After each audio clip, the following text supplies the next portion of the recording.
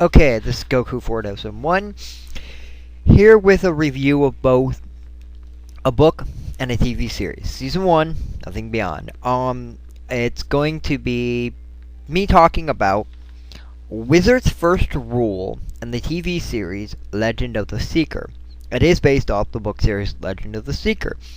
I got into the TV series, and then I realized there was a book, and I listened to books on tape. At least long books. I am reading a book here and a book there, and I read manga and comic books, graphic novels, but mainly, big books. I actually, listen to them on tape, because I can listen to them and play video games, so, hey, I'm cool like that. And so, I'm gonna be here talking about, kind of reviewing them, and kind of telling you, this is not spoiler-free. This will have certain things that kind of disgust me about the TV show, so it's definitely not spoiler. Okay, let's talk about the book first, because the book did come out first. The book's very original and very interesting. And in a quick idea of what the book's about is a early 20-something man named Richard meets a beautiful young woman with long hair. Long hair actually does have some relevance in the book, because it actually pronotes stature, how high they are in their society, and protects her. Her name is Kaylin M. Now, and she's a confessor. A confessor is someone who has this power to take control of somebody, and then they become a devoted servant. And they'll do anything for them, even kill themselves. And she can use the power so few hours. It shows power because the more powerful you are, the quicker your power comes. Some it takes days. For her, it only takes a few hours. And she's the mother confessor, which is because she is the only confessor at the time, but it's the highest confessor possible.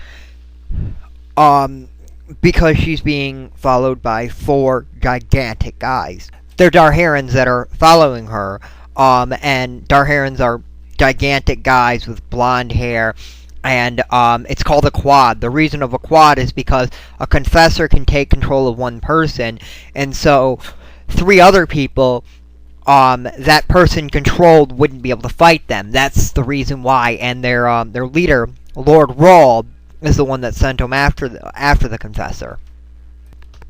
And very soon, he finds out that his dear friend, Zedekias Durandon, is actually a wizard of the First Order.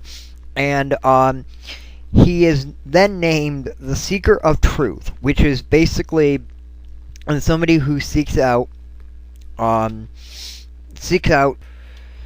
truth. The book doesn't really define him as just one simple thing, but he basically finds the truth in things. That is how the book explains the Seeker of Truth. And he gets a really cool sword, and he goes on a quest to kill this guy named Darkenrahl.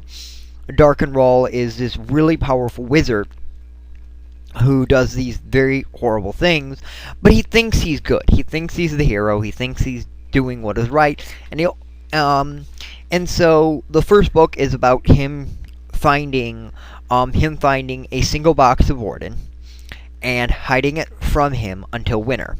That's the premise of the book. Okay.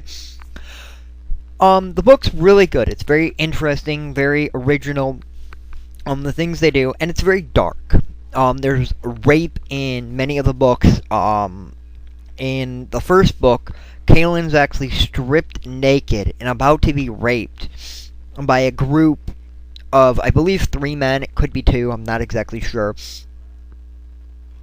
Then there are these. Mord Sith, which they are young girls who are taken and who are basically tortured into becoming these hideous things, and then they keep torturing people using a sigil, which hurts both them and themselves. And so it was very interesting. I mean, the TV show got me into it, but the book is so much more original and so much it should be an HBO TV show, but no, it had to be a CW TV show. That's the biggest fault of the TV show. I think. And the book does really, yeah, the book's pretty good.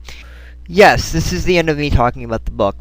I do recommend you do read the book, Wizard's First Rule. Very good book.